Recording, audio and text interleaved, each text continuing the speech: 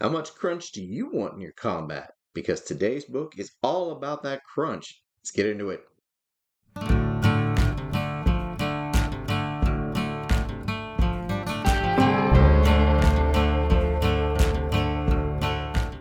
Hey there, y'all. Welcome back to the show. It's Tuesday, and we're going to have a talk about some games. So gather around.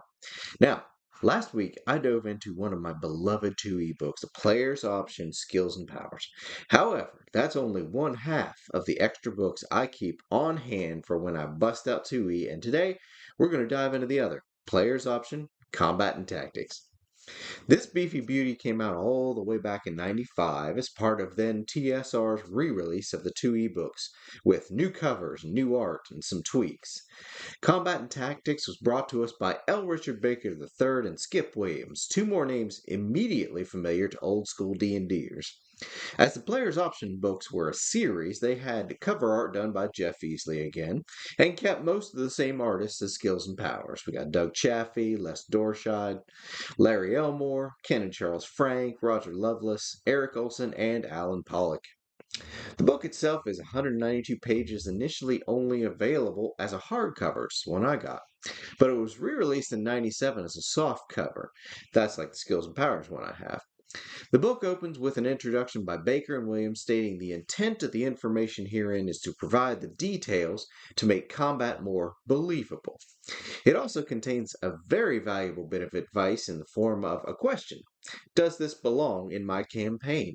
It's just a tiny bit of clarification there at the start that essentially says, use what you want from all of this. And that's the most important thing, not only all of this book, but all the rules in D&D, 2E, or any game really. It's just a game. If you don't like a rule, throw it out. It's just a suggestion. Now, moving into the nitty-gritty.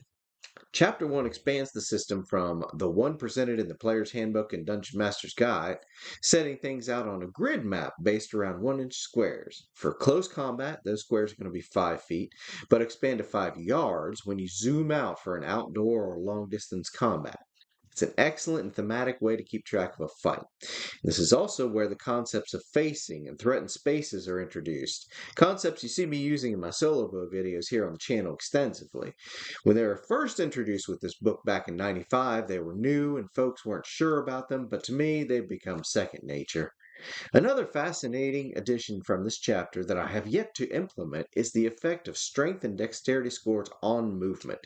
Nimble and hardier characters will obviously move faster than clumsier and flabbier ones, so although this does add another modifier, it's a static one. You can record it once and move on. There's also an alternate initiative system and a section of critical events that might happen during a fracas, and many other little nuances a DM is free to add to their existing game. Chapter 2 dives into numerous options for battle tactics and attack options and fighting styles, dueling and brawls. We get shield walls, spear hedges, mounted combat, archery from horseback, on and on. This chapter is where my most recent little guy, little shield based fighter Perch, got his rules for shield punch and shield rush. So if you're looking to recreate those things, this is the chapter for you. We also get the concept of a duel. When you're fighting chaff monsters, sure, just roll it out and don't worry about the nuance. But when Inigo Montoya is facing the six-fingered man at long last, you're going to want a solid, epic duel. And that's what this system is. It introduces the dueling plot, where the PC says, I'm going to attack this way, defend that way, and so on. The NPC does his side, then depending on who chose what, you might get some little advantage or such. I haven't used it in a long while, but I remember it favorably from back in the day. Chapter 3 layers the effects of terrain and climate over a battle, adding even more nuance to the system. But really, this chapter is all about the battlefield. It has some excellent suggestions for generating a battlefield quickly, as well as some info on a fight in an unusual condition like underwater or in the air. And there's also some info on spells and magic items' influence on a fight, especially initiative. Chapter 4, a personal favorite I use nearly every time I make any type of fighter, takes a deep dive into weapon specialization and weapon mastery, revising and expanding the system presented in the player's handbook. There's a nice little section on special proficiencies that can add depth to your combat oriented characters too, and I love it. Chapter 5, another favorite, delves into unarmed combat. It's covering brawls, subduing, has a really fun system for martial arts. I defer to that system when I make a kung fu fighter over the systems presented in other books, even Oriental Adventures. And there's more proficiencies introduced. Neat stuff like instant stand and missile deflection. Really cool. Really cool. Although they have a wrestling system, I haven't used it, and I've read online it's a little clunky, so bear that in mind. The pummeling system works fine, though. I've used that many times. Chapter 6 gives us a pair of crit hit systems. There's good and there's bad to this. Bad is that it clunks up the game, it slows things down. However, it's also got some sweet descriptions of what happens to someone that got crit. So if you don't mind a little slowdown, you can get some nuanced and gnarly images rather than just, oh, hey, I hit for double damage. Chapter 7 gives an exhausting account on various weapons and armor presented in the player's handbook. We get gear broken down to lists of what will be appropriate for various ages and themes, like, a Bronze Age, a Roman era, Orient, that kind of thing. We get an extensive list of primitive firearms, too, breaking down the difference between an arquebus and a musket, for example, and I really dig that. There's also expanded information on armor for when I bust out my, hit location, hit points by location system. This information is invaluable. Again, it's going to add nuance to keep track of, but if that's what you're wanting, this information is excellent.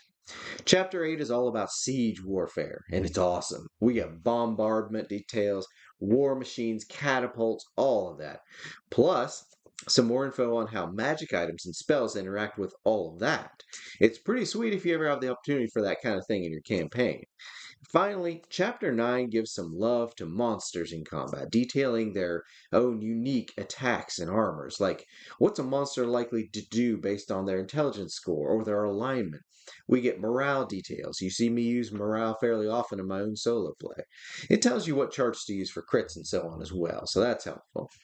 Now, in researching this book, I came across exactly the same criticisms of this that I did for Skills and Powers.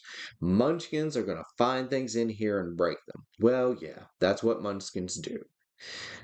So, if your players contain that kind of mindset, just be aware you either have to keep a tight rein on them or tell them no, or just not include these options in your campaign. So, that being said, I absolutely swear by this book in my own gameplay. Like I said, beyond the Player's Handbook and DMG, there are two books I always keep as part of the AD&D 2E pile. There's Skills and Powers, and there's this one. I highly recommend it if you want a plethora of expanded options for your own game. Just be aware, the more you add, the more it's going to weigh things down. And if you want examples of how several of these rules play out, feel free to dive into my solo play videos. Like I said, I make extensive use of them in my own play, so it's second nature to me, like facing, morale, all that. But anywho, that's all I got today for you all. I hope you all enjoyed this dive into another of my beloved AD&D 2E books. I hope you got some information, or at least were entertained by my rambling. But thank you all for tuning in. I appreciate you. Now, it's Tuesday. Time for y'all to head back out there, roll some dice of your own, gather around the table, make some memories today. While you're at it, maybe put in a good movie, watch a cartoon, read a comic, do something fun, and as always, have a good one.